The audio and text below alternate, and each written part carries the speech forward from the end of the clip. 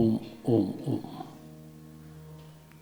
स्वस्ति प्रजाभ्यः परिपालयन्तां न्याय्येन मार्गेण महिषा गौब्राह्मणेभ्यः शुभमस्तु नित्यं। लोकाः समस्तः सुखिनो भवन्तु।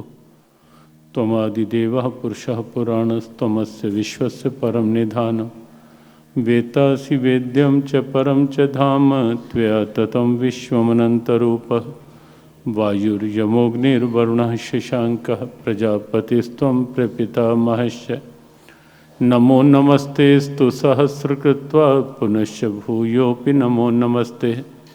नमस्ते श्रीगुरुदेवाय सर्वसिद्धिप्रदायने सर्वमङ्गलरूपाय सर्वानन्दविधायने प्रपन्नपारिजाताय स्तोत्रवेत्रैकपाण्ये ज्ञानमुद्राय कृष्णाय गीतामृतदुहे नमः। सर्वोपनिषदो गावो दोग्धा गोपालनन्दनः पार्थो वत्सः सुधीर्भोक्ता दुग्धं गीतामृतं महत्। वसुदेवसुतं देवं कंसचाणूरमर्दनं देवकी परमानन्दं कृष्णं वन्दे जगद्गुरुं। श्रीकृष्णं वन्दे जगद्गुरुम्। ओम नमो भगवते वासुदेवाय। ओम नमो भगवते वासुदेवाय। ओम नमो भगवते वासुदेवाय। ओम नमो भगवते ओम नमो भगवते वासुदेवाय। ओम नमो भगवते वासुदेवाय। ओम नमो भगवते वासुदेवाय। ओम नमो भगवते वासुदेवाय। ओम नमो भगवते वासुदेवाय। ओम नमो भगवते वासुदेवाय। ओम नमो भगवते वासुदेवाय। ओम नमो भगवते वासुदेवाय। ओम नमो भगवते वासुदेवाय। ओम नमो भगवते वासुदेवाय। ओम नमो भगवते वासुदेवाय। ओम नमो भगवते वासुदेवाय। हे नाथ पकड़ लो हाथ मेरा। हे नाथ पकड़ लो हाथ मेरा। मेरे नाथ पकड़ लो हाथ मेरा। मेरे नाथ पकड़ लो हाथ मेरा। छूटे न कभी फिर साथ तेरा। छूटे न कभी फिर साथ तेरा। सुमिरन मैं करूं दिन रात तेरा। सुमिरन मैं करूं दिन रात तेरा। ओम नमो भगवते वासुदेवाय। ओम नमो भगवते वासुदेवाय। ओम नमो भगवते वासुदेवाय। ओम नमो भगवते वासुदेवाय। वासुदेवाय वासुदेवाय। कृष्ण देवाय कृष्ण देवाय। सद्गुरुदेवाय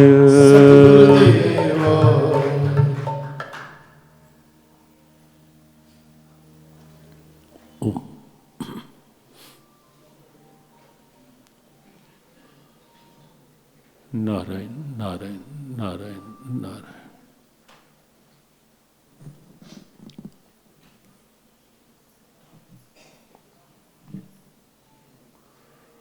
पावन पुनीत कार्तिक मास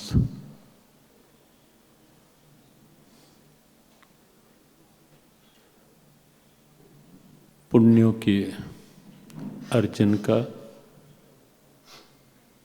विशेष मांगलिक मास, सत्संग सेवा सुमिरन की कमाई का विशेष प्रेरणादायक मास कार्तिक मास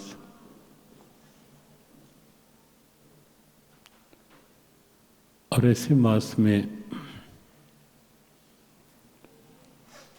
प्राप्त यह सौभाग्य श्री भगवान की दिव्य वाणी श्रीमद् भगवद गीता से सीधा सीधा जुड़ने का पाठ के माध्यम से और गीता चिंतन गीता चर्चा के माध्यम से श्री गीता जी का 12वां अध्याय इन दिनों चर्चा हो रही है। 12वें अध्याय में भी जैसा संकेत किया, श्री गीता जी के 12वें अध्याय के अंतिम 8 श्लोक, जिसे गीता रहस्यकारों ने, गीता चिंतकों ने भगवद गीता के अमृताष्टक की संज्ञा दी। कुल मिलाकर इन श्लोकों में 39 लक्षण हैं, 39 डिवाइन क्वालिटीज, जिनके नाते से भगवान स्वीकार करते हैं कि ये मेरा प्रिय भक्त है। इसका सीधा सीधा अर्थ गीता जी की यह श्लोक पढ़कर यह भी मिलता है कि भगवान की प्रियता केवल बाहरी रूप में कोरी उपासना में नहीं है, यद्यपि वह भी अच्छी है, आवश्यक है, उचित है, लेकिन भगवान प्रिय मानते हैं उसे जिसके अंदर ये लक्षण आ जाते हैं। ये यूं कहें कि भक्ति की व्यवहारिक प्रयोगशाला है ये लक्षण। भक्ति का व्यवहारिक प्रकट स्वरूप है ये लक्षण। भक्त कौन? भगवद गीता के अनुसार ये पहचान केवल ये माला नहीं करेगी। भक्त कौन? ये पहचान केवल तिलक से नहीं होगी। भक्त कौन? ये पहचान केवल इस बात से भी नहीं होगी कि बाहर का वेश कैसा है। भक्त कौन? ये पहचान केवल इस भाव से भी नहीं होगी कि हम कितना मंदिर जाते हैं, कितना तीर्थ करते हैं। यद्यपि इस बात को अन्यथा न लिया जाए कि क्या मंदिर जाना उचित नहीं है, क्या तीर्थ करना उचित नहीं है, या क्या माला फेरना उचित नहीं है, क्या तिलक लगाना ठीक नहीं है। फिर देखो ये सब अंग हैं और अपनी परंपराओं के व्यवहारिक दर्शन हैं। जैसे तिलक की परंपरा है, तिलक की परंपरा केवल प्रदर्शन के रूप में नहीं है। ये जो तिलक इसी स्थान पर किया जाता है, इसके पीछे बड़े तात्विक रहस्य हैं, बड़े वैज्ञानिक तथ्य हैं इसके पीछे। ये स्थान चेतना का केंद्र बिंदु है, ईश्वरीय चेतना का central point of divine consciousness है। ये जो पॉइंट है, और जैसे ही वृत्ति जब ध्यान में एकाग्र होती है, उस समय आप देखेंगे ये आज्ञा चक्र जो है, जिसके लिए भगवद गीता ने भ्रुवोर मध्य शब्द लगाया कि ध्यान कहाँ एकाग्र करें, दोनों भ्रुवों के बीच में, आज्ञा चक्र में। क्यों? क्योंकि ये चार्जिंग पॉइंट है जीवन का। जैसे मोबाइल को चार्ज करना है तो किसी पॉइंट पर ही तो आप प्लगिंग करोगे ना, हर जगह तो नहीं कि कहीं भी आप दीवार में छेद करें और प्लग लगा दें, चार्ज हो जाएगा। कोई विशेष पॉइंट जहाँ से पावर सर्कुलेट हो सके। ये जो पॉइंट है आज्ञा चक्र का भ्रुवोर मध्य, जहाँ तिलक किया जाता है, ये जीवन का वो चार्जिंग पॉइंट है, चार्जिंग पॉइंट है ये, जहाँ से ऊर्जा पूरे शरीर में आगे सर्कुलेट होती है। और इसीलिए ध्यान में आप देखेंगे जब वृत्ति एकाग्र होती है इस पॉइंट पे, तो आपको लगेगा भगवान कृपा करें कि हम सब कुछ ऐसा जीवन में अनुभव कर सकें। जीवन में न जाने कितने कितने अनुभव हम करते रहते हैं।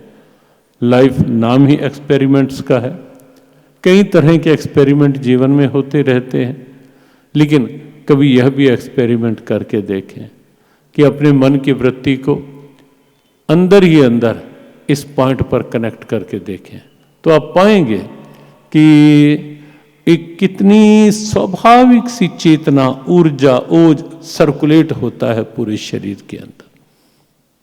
और इसीलिए ये तिलक एक तो चेतना का अभिनंदन है, और एक इस स्थान पर तिलक का अभिप्राय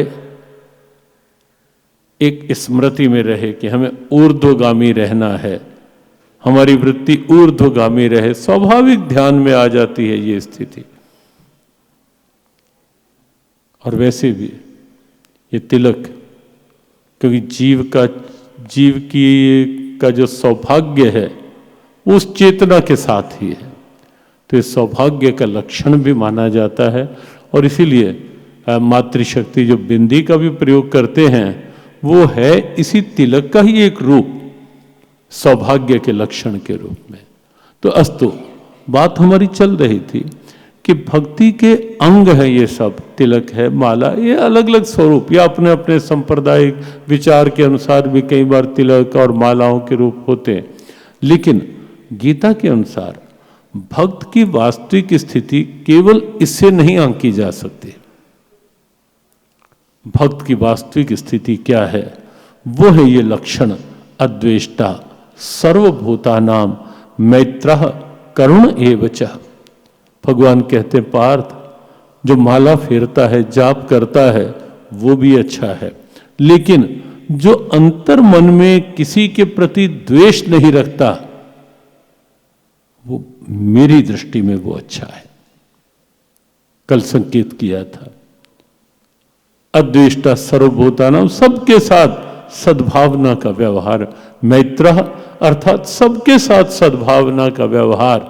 और विशेष रूप से कोई मेरे प्रति दुर्भावना भी रखे हुए है, वहां और भगवान की प्रियता मुखरित होती है, जब किसी दुर्भावना रखने वाले के प्रति भी मेरे मन में से अगर कोई सद्भावना निकल रही है। और करुण, तीसरा लक्षण, सद्भावना का प्रकट रूप। जो व्यक्ति प्रसन्नचित है, सुखी है, अनुकूल है, उसके प्रति सद्भावना के एक लक्षण। लेकिन कई स्थितियां ऐसी भी होती हैं, कोई अभावग्रस्त है, कोई बेचारा दुख में है, कष्ट में है, उसके लिए गीता ने ये शब्द लगाया, करुणा, उसके प्रति करुणा की भावना रखो। कभी भी किसी दुखी को देखकर, किसी आहत को देख करके, किसी भी कारण से पीड़ित को देख करके कभी भी जीवन में ये नहीं सोचना कि अच्छा है इसको भी दुख आया। बड़ी बनती थी अपने में। कई बार होता है हमारी सोच इस हद तक आ जाती है या गिर जाती है कि हम किसी को कष्ट में देख करके मन में संतोष मानने लगते हैं, अच्छा है ये वही है ना जो बहुत अपने आप में बनता था, आज पता लगा ना इसको। कभी नहीं, सदैव भगवान के विधान के आगे विनम्र रहें। दुखी व्यक्ति के लिए मन में करुणा का भाव संजोए, संवेदनाएं उभरने दें।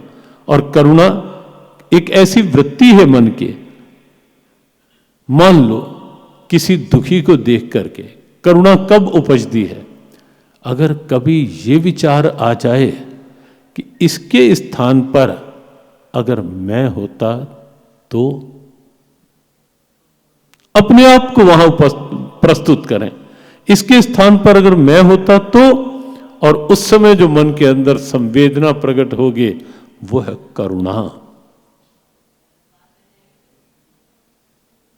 वशिष्ठ जी महाराज, हमने पूर्व में भी किसी प्रसंग में कदाचित ये बात, और बड़ी प्रेरक लगती है ये बात, कि जब वशिष्ठ जी महाराज इस तरह पर ब्रह्मा जी के मानस पुत्र के रूप में आए, स्वाभाविक तेजोमय आनंदमय स्वरूप, लेकिन अकस्मात उन्हें ऐसा लगा कि मानो बहुत पीड़ा, बहुत व्याकुलता, एकदम पीड़ित, आहत, दुखी।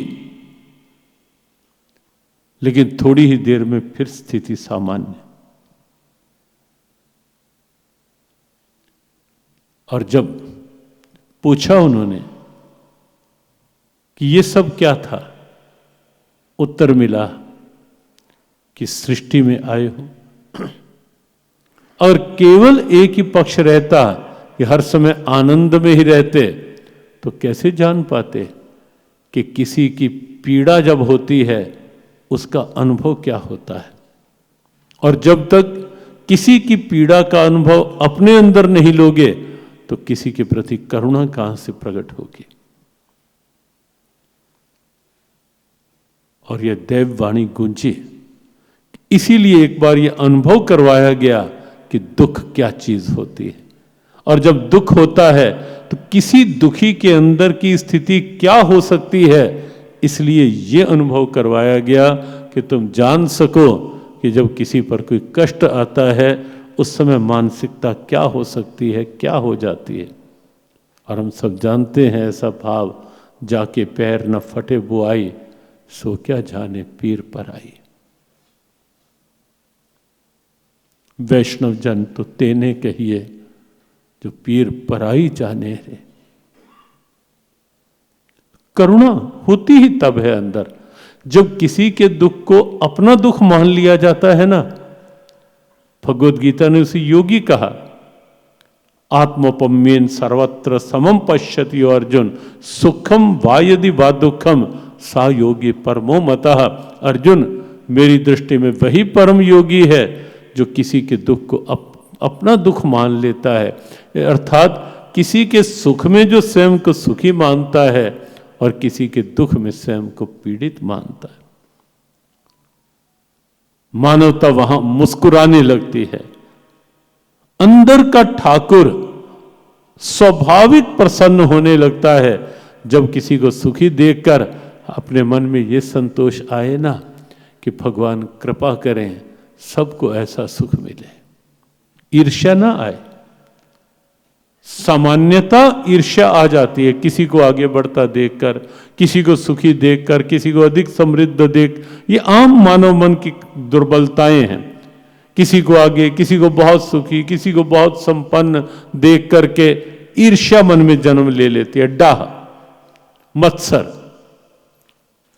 ये क्यों आगे बढ़ गया, इसके पास इतना क्यों हो गया। और अगर उससे क्या होगा, अपना मन भी तपेगा और अंदर का ठाकुर भी, तुझे क्या, अगर उसके भाग्य में ये सुख मिला है तो भी अपने मन में संतोष मान कि प्रभु ऐसा सुख सबको दे। तो अंदर रहने वाला ठाकुर, अंदर रहने वाला गोविंद स्वाभाविक प्रसन्न होगा कि कितनी अच्छी भावना है इसकी। और ऐसे ही किसी को दुखी देख करके कभी ये मत सोचो कि अच्छा हुआ, संतोष नहीं।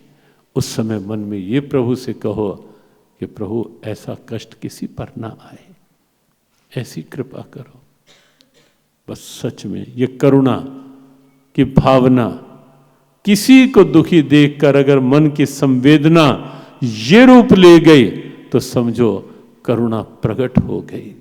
करुणा का एक रूप ये है कि किसी का दर्द मुझे अपना दर्द लगने लगे, किसी की पीड़ा अपनी पीड़ा लगने लगे।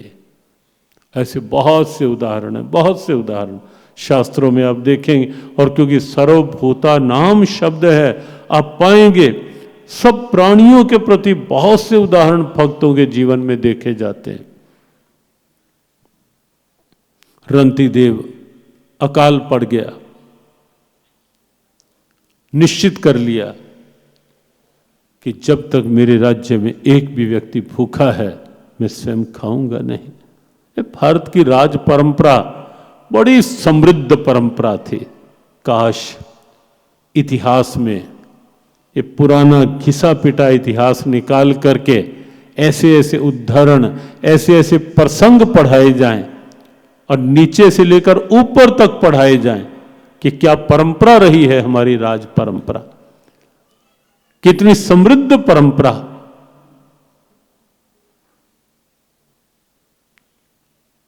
कोई राजा, दिलीप जैसे राजा देखा चलते हुए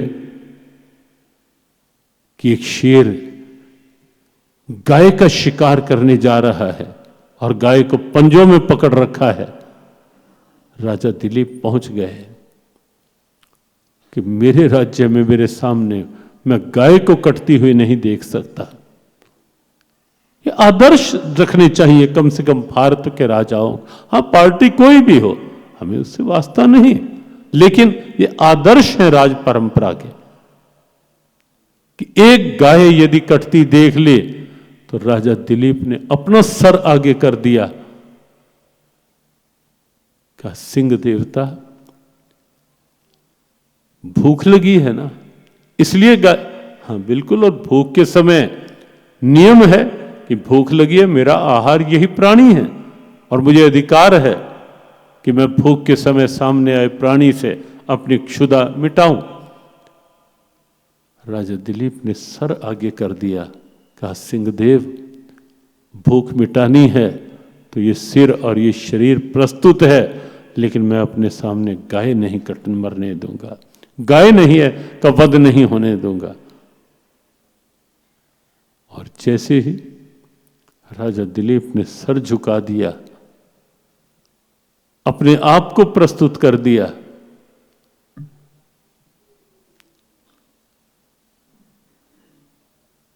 भगवान प्रकट हो गए। सत्य घटनाएं हैं, ये कल्पनाएं नहीं किसी उपन्यास की। करुणा।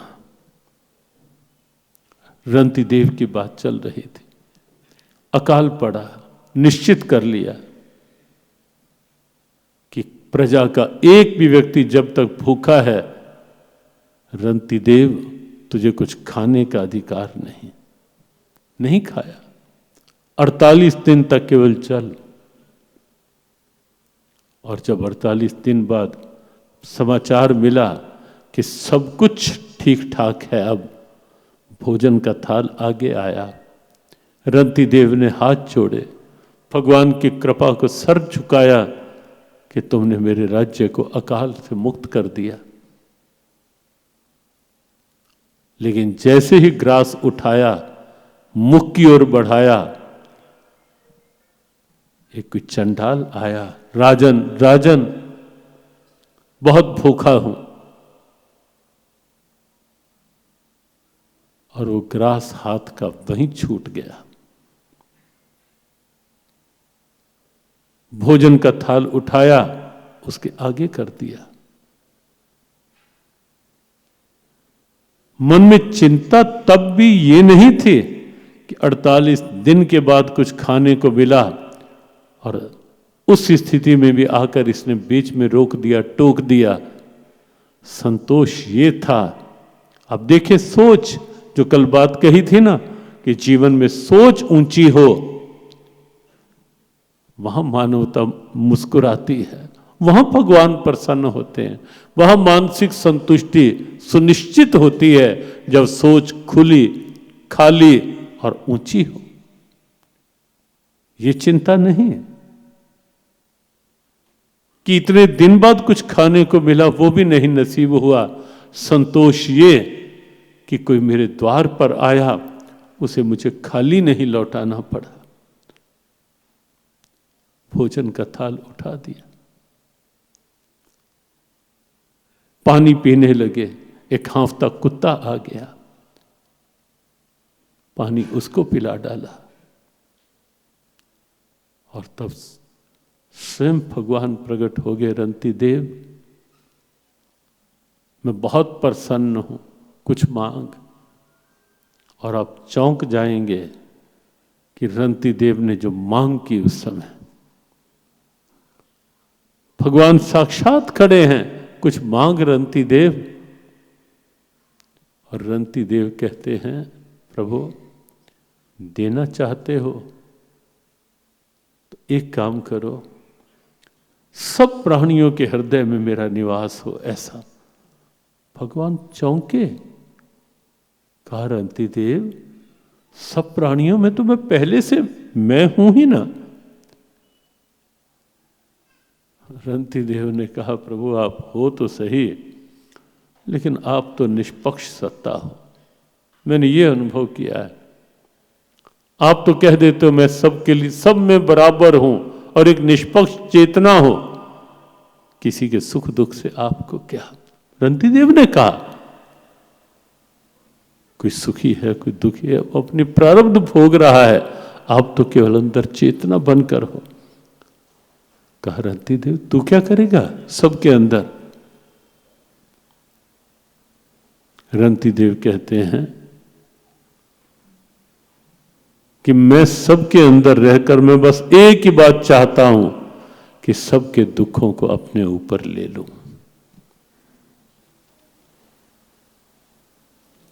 सबके दुखों को अपने ऊपर ले लूं, मैं ये चाहता हूं कोई दुखी ना रहे दुनिया में। पराया दर्द अपनाए उसे इंसान कहते हैं। पराया दर्द अपनाए उसे इंसान कहते हैं। पराया दर्द अपनाए उसे इंसान कहते हैं। पराया दर्द अपनाए उसे इंसान कहते हैं। किसी के काम जो आए उसे इंसान कहते हैं। किसी के काम जो आए उसे इंसान कहते हैं। किसी के काम जो आए उसे इंसान कहते हैं। किसी के काम जो आए उसे इंसान कहते हैं। यूं भरने को तो दुनिया में पशु भी पेट भरते हैं। यूं भरने को तो दुनिया में पशु भी पेट भरते हैं। यूं भरने को तो दुनिया में पशु भी पेट भरते हैं। यूं भरने को तो दुनिया में पशु भी पेट भरते हैं। मगर जो बांट कर खाए उसे इंसान कहते हैं। मगर जो बांट कर खाए उसे इंसान कहते हैं। मगर जो बांट कर खाए उसे इंसान कहते हैं। मगर जो बांट कर खाए उसे इंसान कहते हैं। पराया दर्द अपनाए उसे इंसान कहते हैं। पराया दर्द अपनाए उसे इंसान कहते हैं। किसी के काम जो आए उसे इंसान कहते हैं। किसी के काम जो आए उसे इंसान कहते हैं। उसे इंसान कहते हैं। उसे इंसान कहते हैं।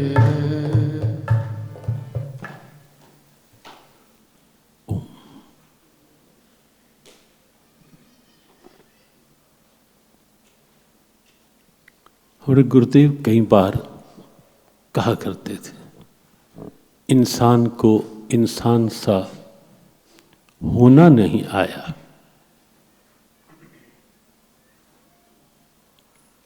बड़ा एक आश्चर्यजनक सा वाक्य है। इंसान को इंसान सा होना नहीं आया। पूछो क्यों? इंसान तो इंसान है ही, लेकिन उसका आगे का समाधान इस रहस्य का, इंसान को इंसान सा होना नहीं आया क्योंकि दूसरे के दर्द पर रोना नहीं आया। अपनी पीड़ा में रोना एक अलग पक्ष है, लेकिन खंजर चले किसी पे तड़फते हैं हम अमीर, क्योंकि सारे जहां का दर्द हमारे जिगर में है। एक करुणा, किसी की दर्द हमें अंदर लगे, संवेदना बन जाए हमारी कि क्यों दुखी है। एक पक्ष करुणा का ये है कि मन में संवेदना बने, लेकिन ये करुणा अधूरी है।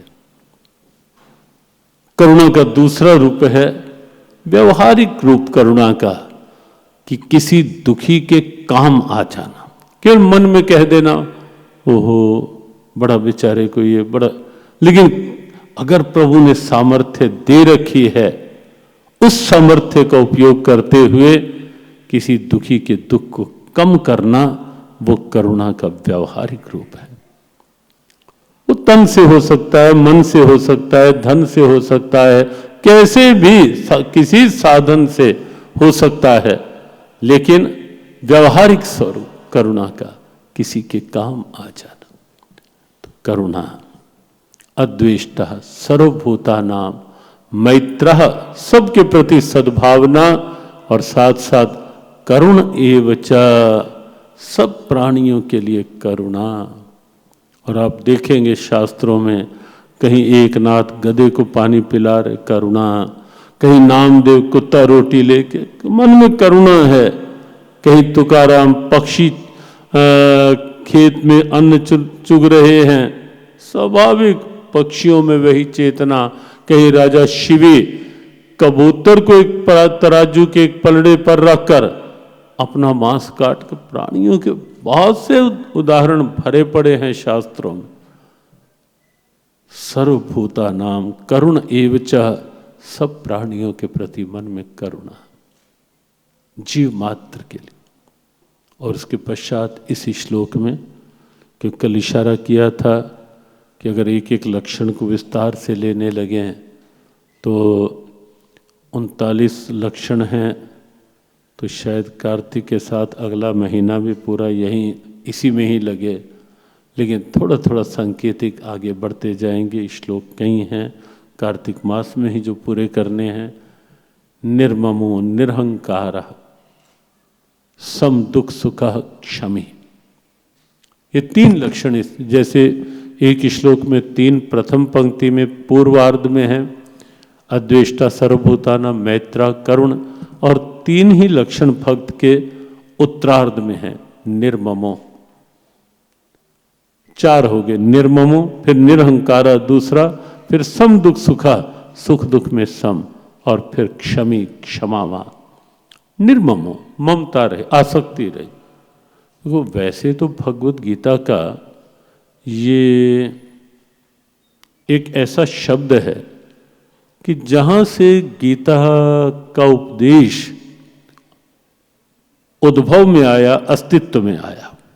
अर्जुन का मोह सामने देखकर कि ये पितामह, ये रिश्ते, ये नाते और कर्तव्य से अर्जुन पिछड़ गया, और भगवान ने पूछा अंत में पूरे गीता उपदेश होने के बाद भगवान ने अर्जुन से जो प्रश्न किया, क्या तूने गीता उपदेश सुना पार्थ? कच्चित एतत् श्रुतम पार्थ।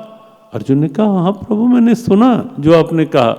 दूसरा प्रश्न साथ ही कहा, तो एकाग्रण चेतसा, क्या एकाग्रता से सुना या बस बैठे बैठे बैठे रहे? नहीं पार्थ, नहीं प्रभु, मैंने एकाग्रता से सुना।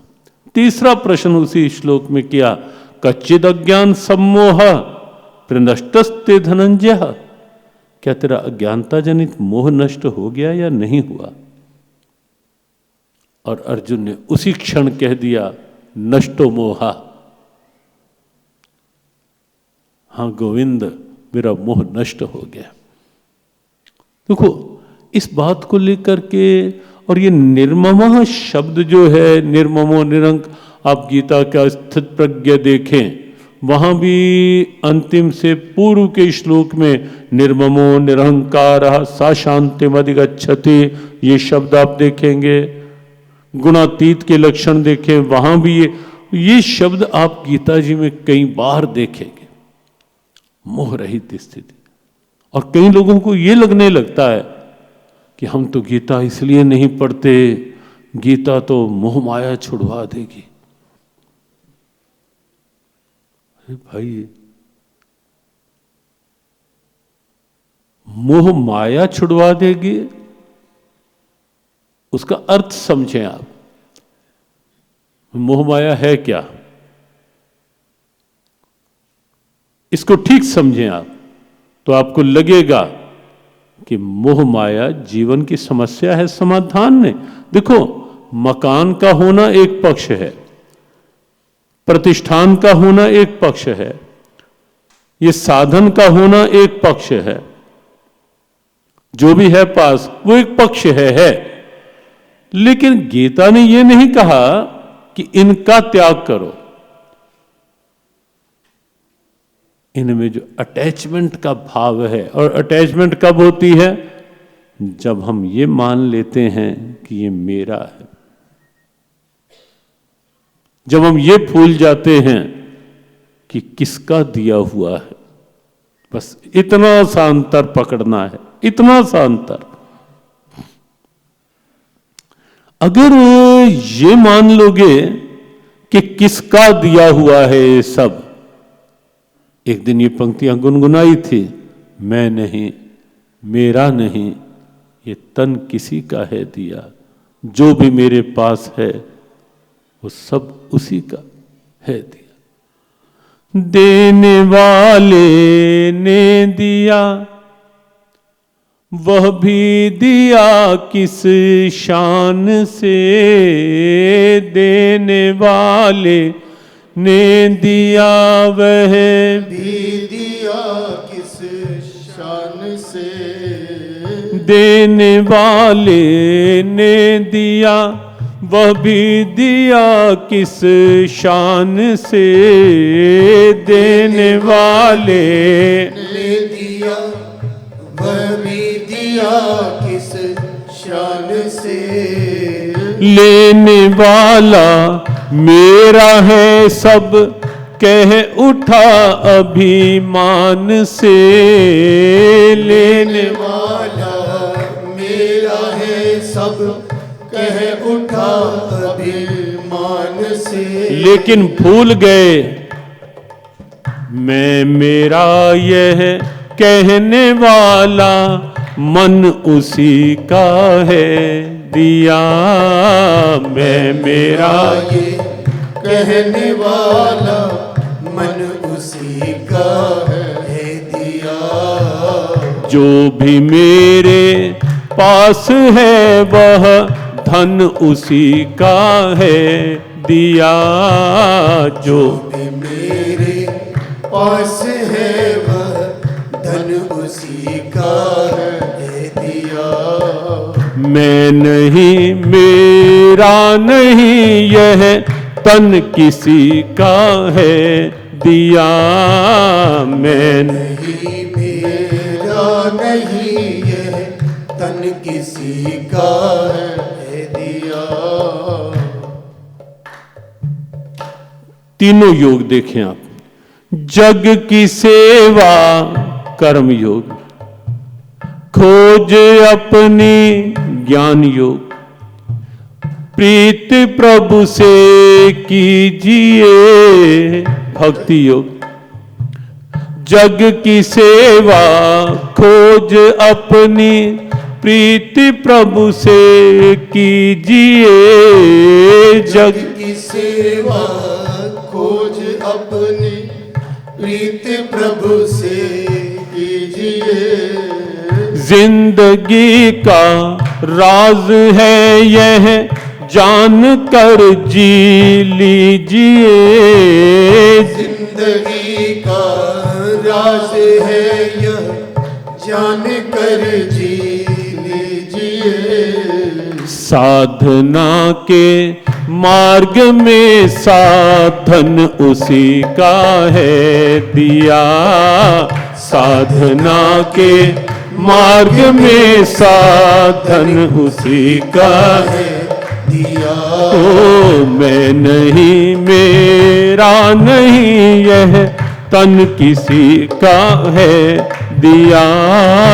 मैं नहीं मेरा नहीं यह तन किसी का है दिया। जो भी मेरे पास है वह सब उसी का है दिया। जो भी मेरे पास है वह सब उसी का है दिया।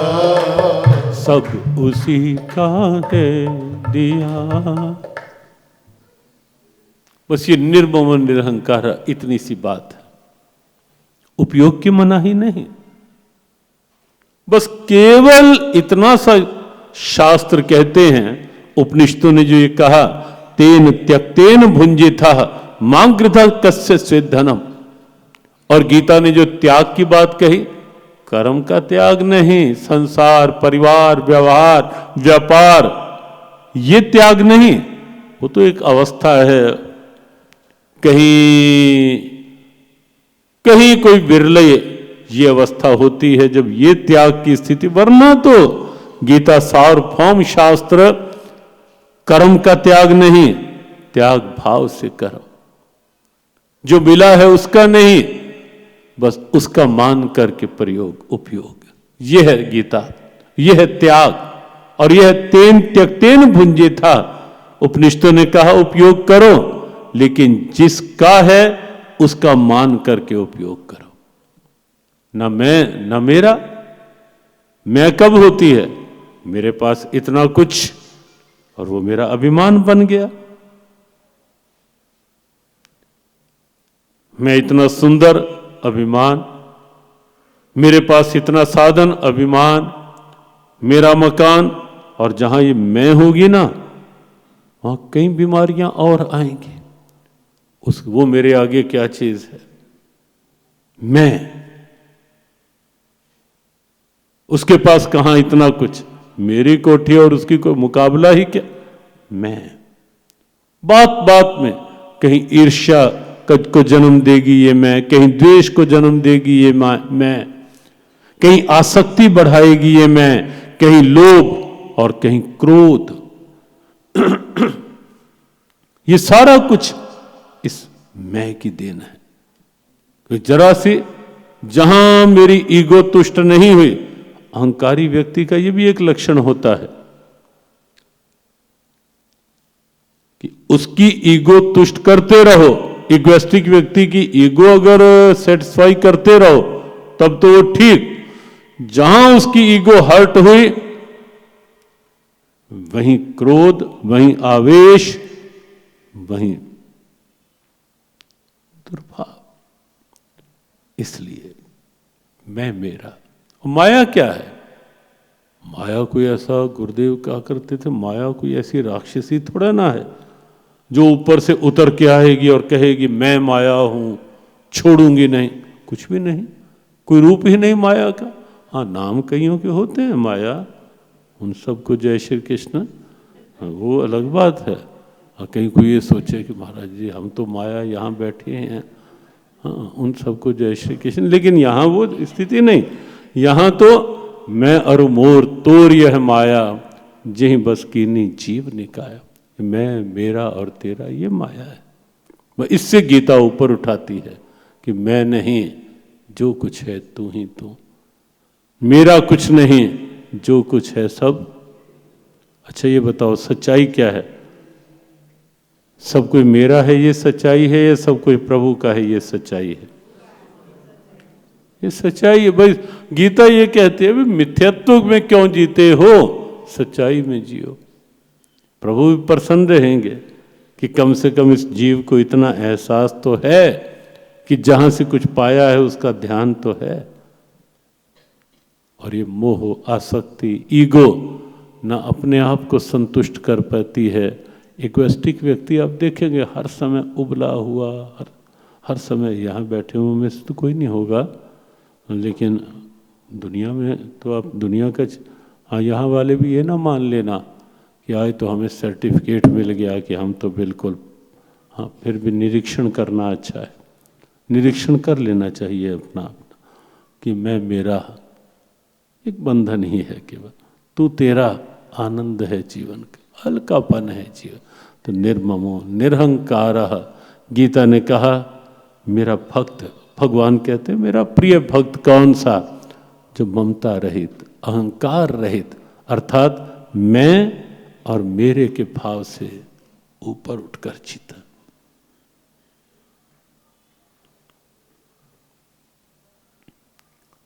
सम दुख सुखा क्षमी, अगला लक्षण है सम दुख, सुख और दुख में समान। देखो है तो बड़ी टेढ़ी खीर सामान्य स्थिति में, क्योंकि जीवन का रूप ही ऐसा बन जाता है एक झूले की तरह कि सुख हो तो उछल जाओ, दुख हो तो झूला देखते हैं ना कि एक कभी झूला ऊपर लेके जाता है, कभी नीचे लेके आता है।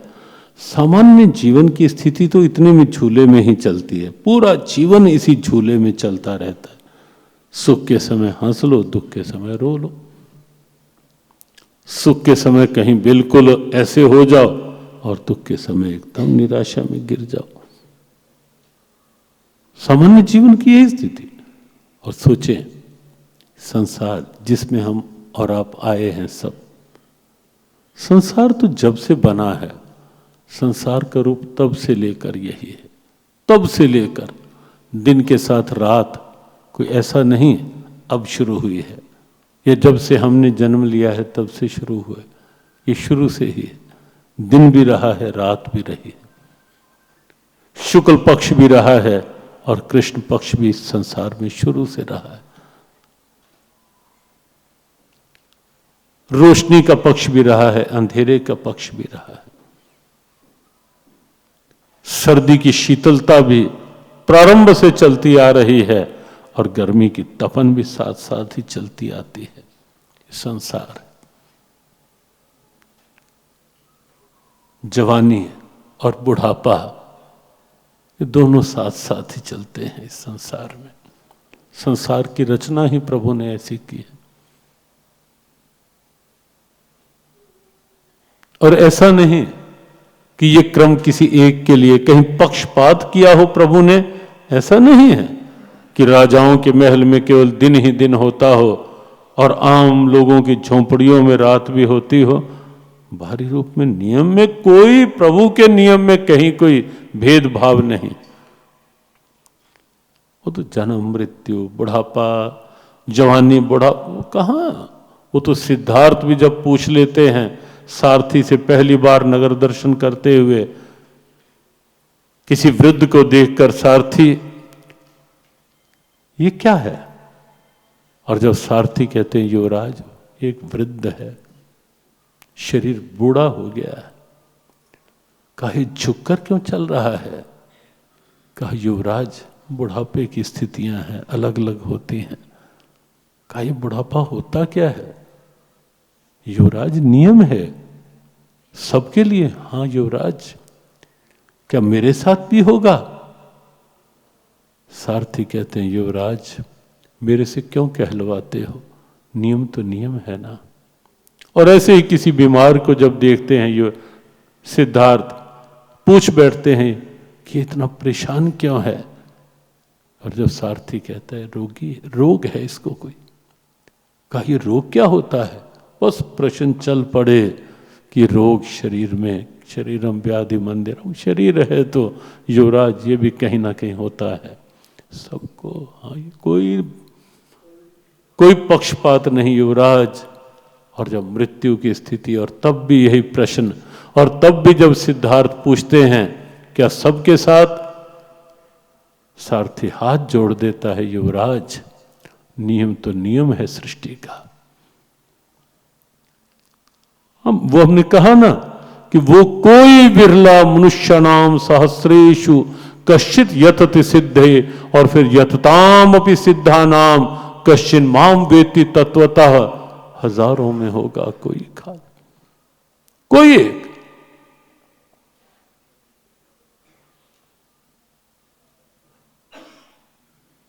कोई एक जो ये सब देख कर भी उस बुद्धत्व के, उस सत्य के में चित्त लगा ले। और सिद्धार्थ ने कहा सारथी लौटा ले चलो रथ,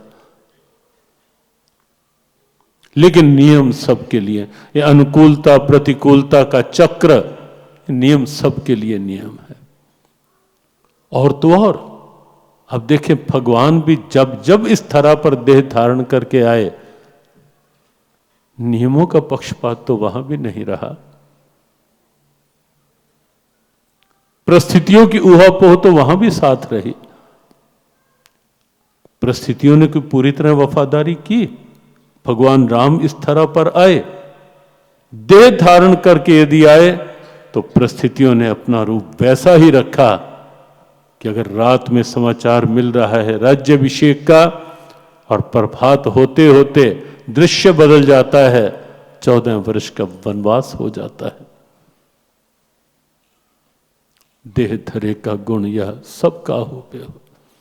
हाँ, अंतर केवल इतना, ज्ञानी भुगते हंस के, अज्ञानी भुगते रोए। यह अनुकूलता प्रतिकूलता का चक्कर, सुख दुख। अनुकूलता होती है सुख, प्रतिकूलता होती है तो दुख। बस करना यह है, अनुकूलता है तो तेरी कृपा है प्रभु, और अनुकूलता नहीं, कहीं प्रतिकूलता है तो तेरी इच्छा है प्रभु। तब तो हो जाएगा सुख दुख में सम, सुख दुख में सम स्थिति, सम दुख सुखा। बस एक ही सूत्र है, तेरी दिन भी तेरा रात भी तेरी, सर्दी भी तेरी लीला, गर्मी भी तेरी मौज।